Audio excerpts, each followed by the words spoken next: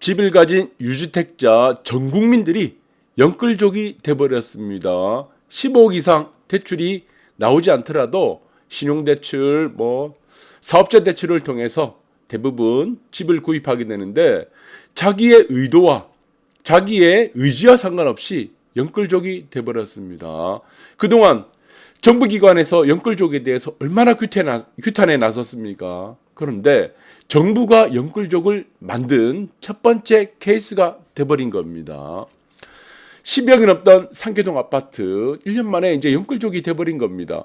상계동 아파트는 노원구 이거는 상징성은 없어요. 대표적으로 지금 대표성도 없고 일단은 뉴스 기사에 이렇게 나왔는데 상계동 아파트를 사면서 영끌족을 계획을 했던 사람들은 아무도 없습니다. 하다 보니까 이게 영끌족이 돼버린 거예요. 그래서 시세도 떨어지고 지금 많이 떨어진 곳은 이미 30에서 40%까지 최대로 떨어진 곳도 있습니다. 그러나 이 영끌족의 가장 주된 이유는 무엇입니까? 시세가 아니죠. 이자 부담 때문이죠. 이자 부담. 이자 부담이 이렇게 만들어놔 버렸습니다. 그래서 대부분의 우리가 자산 중에는 부동산이 특히 주택은 가장 큰 자산 중에 내가 평생을 살면서 비쌉니다. 자, 여기서 우리가 지렛대 레버리지를 써서 지금 대출을 이용하지 않을 수가 없는데 대부분이 그렇습니다. 아닌 사람도 있겠죠. 그런데 이 대출에 대한 이자 부담 때문에 영끌이 돼버린 것이다. 이것은 나의 의지와 계획과 의도는 하나도 없다. 정부에서 금리를 이렇게 올리다 보니까 연준에서 또 금리를 이렇게 올리다 보니까 이 상황이 영끌적으로 가는 이런 상황이 벌어지게 된 겁니다. 자, 그래서 지금 버틸 수 있냐 없냐 이 문제가 지금 또 되겠죠. 시세 하락은 두 번째가 되겠고. 그래서 지금 코픽스 우리가 주담대 금리를 결정할 때 코픽스가 되겠죠. 여기다 무엇이 들어가 있습니까? 이게 하나의 기준금리가 되겠죠.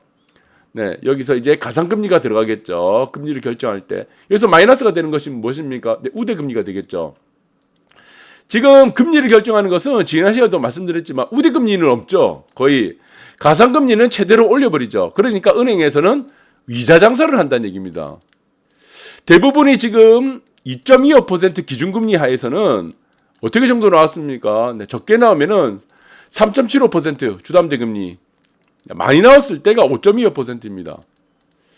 5.25%가 나오는 것은 금융위기 때였어요. 자, 그러면은 지금의 금융위기가 아니기 때문에 4% 정도를 해야 되는데 벌써 지금 8%를 돌파를 한다, 7%를 돌파한다는 얘기가 지금 공공연하게 나오고 있는 상황이다. 그래서 집값은 20개월 만에 이제 하락을 했습니다. 전국 집값을 말하는 겁니다. 그래서 매매 기준가로 보면은 이 왼쪽입니다. 자, 여기서 보시면 매매죠. 파란색은 연한 파란색, 맨 왼쪽은 매매입니다. 그래서 전국으로 따지면 이제 0.01% 하락을 전환을 했다. 집값은. 그 하락 중에서도 크게 좌우하는 것은 서울과 수도권입니다. 특히 서울 외곽 지역하고 수도권이 똘똘이 한 채 영향도 크겠죠. 그래서 사이즈를 줄이려고 하는 사람들, 불확실성에 대해서 대비하려고 하는 사람들이 다주택자들이 물건을 급매로 내놓으면서 이런 현상이 저는 벌어졌다고 생각합니다. 그러나 오히려 지방은 0.03% 올라버렸죠. 그래서 순서는 이겁니다. 서울 하락의 순서는 서울 외곽부터 시작합니다. 외곽. 그 다음에 어디죠? 수도권이죠. 그래서 수도권 같은 경우는 서울에 비해서 늦게 상승을 하고 먼저 하락을 하는 습성을 항상 가지고 있습니다. 그리고 수도권은 항상 공급의 대상이죠. 그래서 수도권이 항상 시세적으로는 항상 불리합니다. 그래서 그 다음에 보시면은 5대 광역시 전이로 됩니다. 시차를 두고 전이가 되죠. 5대 광역시 외곽 쪽을 중심으로 해서 이렇게 다발적으로 텀을 두고 나타난다. 이렇게 보시면 될 것 같아요. 그래서 지금 시세 하락을 주도하는 것은 서울의 외곽 쪽과 수도권 그리고 5대 광역시의 외곽 지역이라고 보시면 될 것 같습니다. 거기에 반해서 월세, 월세를 보시면 맨 오른쪽이 월세입니다. 월세는 강세를 계속 이어가고 있죠. 전세가 없어지고 전세 지금 마련하기 위해서는 또 대출 금리를 이용해야 되기 때문에 월세가 싸다. 전세 대출보다는 월세가 싸기 때문에 월세 선호 현상은 계속적으로 진행이 되고 월세는 계속적으로 올라가는 이런 현상이 벌어지고 있습니다. 기존에는 우리가 상상할 수 없었던 일이죠. 그래서 그 중에 5대 광역시 중에서는 가장 하락폭이 큰 곳이 세종입니다. 세종. 네, 세종이고 1등이 되겠죠. 2등이 대구. 자, 그 다음에 2위가 대구 되고 3위가 어디입니까? 네, 수도권. 네, 서울 외곽. 네, 서울 외곽과 수도권 이렇게 보시면 될 것 같습니다. 그 다음에 4위가 지금 5대 광역시, 예, 광역시 외곽. 이런 순으로 지금 하락률이 지금 만들어지고 있습니다. 그래서 지금은 이제 문제가 되는 것은 새 아파트에 입주하려는 사람들이 가장 큰 문제가 되겠죠. 그리고 새 아파트를 분양을 받으려고 하는 사람들이 이제는 입지의 옥석을 가릴 수밖에 없습니다. 저는 분양이 앞으로는 이제 어느 정도 역세권을 중심으로 한 분양, 역세권 평지를 중심으로 한 분양이 아니고서는 거의 대부분이 지금 미분양이 날 것 같습니다. 네, 그래서 가장 기본적인 것은 지금 이제 고령화 사회라는 부분들이 있겠죠. 그 중에서도 역세권, 초역세권이면은 거의 완판이 될 것 같고, 역세권 플러스 평지. 이것이 아니면은 저는 대부분 역세권이 거리가 멀다, 300m 이상 넘어갔다, 500m 이상을 지금 벗어났다 이러면은 저는 미분양이라고 보고 있습니다. 이 해당 사항이 없으면은 앞으로. 그래서 이제까지는 분양에 대해서 양극화가 뚜렷하게 나오진 않았어요. 네, 미분양이 나면 전체적으로 다 미분양이 나고 완판이 되면 어떤 곳이라도 완판이 돼서 대박이 난다 라고 생각을 했었지만, 차이 나온다고 생각했지만 앞으로는 극과 극으로 간다. 네, 분양시장도 극과 극대 양극화로 간다라고 보시면 될 것 같아요. 그러면은 자, 이미 분양받은 사람들이 문제입니다. 이미 분양받은 사람들은 잔금을 쳐야 되죠. 잔금을 왜 칩니까? 잔금을 쳐야지 소유권 이전이 되죠. 그것이 무엇입니까? 이 등기죠. 소유권 이전이 돼야지 내가 입주를 할 거 아니야. 그런데 지금 이 잔금을 치기 위해서는 내 아파트를 팔아야 되잖아요. 지금 이제 어차피 분양가를 기준으로 대출이 정해지기 때문에 이걸 이제 팔 수가 없는 겁니다. 왜 못 팝니까? 네, 부동산 시장이 거래절벽이 된 거예요. 이 거래절벽 중에 하나가 금리입니다.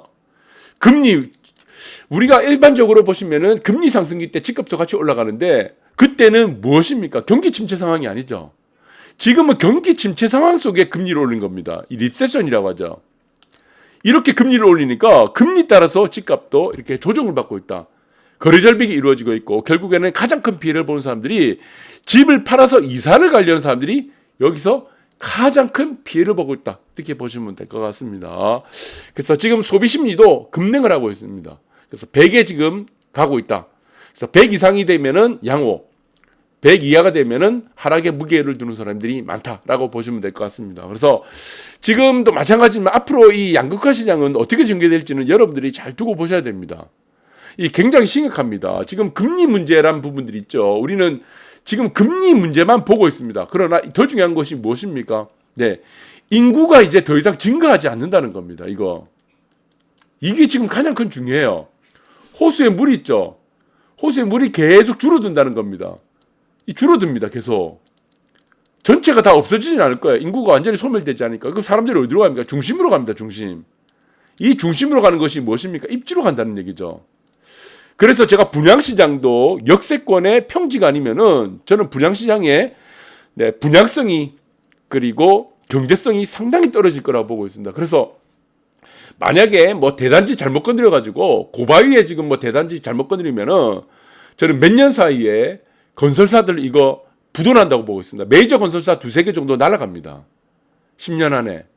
그래서 이걸 선택을 잘 하셔야 되고, 저는 지금 서울뿐만 아니고 부산 그리고 광역시에 재개발 재건축 많이 하고 있습니다. 저기에 50% 이상은 분양을 하지 못한다고 보고 있습니다.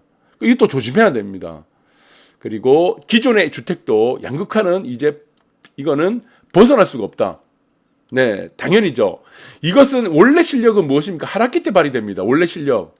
원래 입지가 좋느냐 나쁘다는요, 상승기 때 우리가 판별을 하는 것이 아니고 하락기 때 뚜렷하게 판단이 가능하다는 겁니다. 네, 하락기에도 버티는 곳, 덜 떨어지겠죠. 하락기에도 바로바로 떨어지는 곳, 이것이 무엇입니까? 양극화에 있어서 입지다. 그 양극화에 있어서 입지는 결국에는 하락기 때 보여준다 라고 보시면 될 것 같습니다. 감사합니다.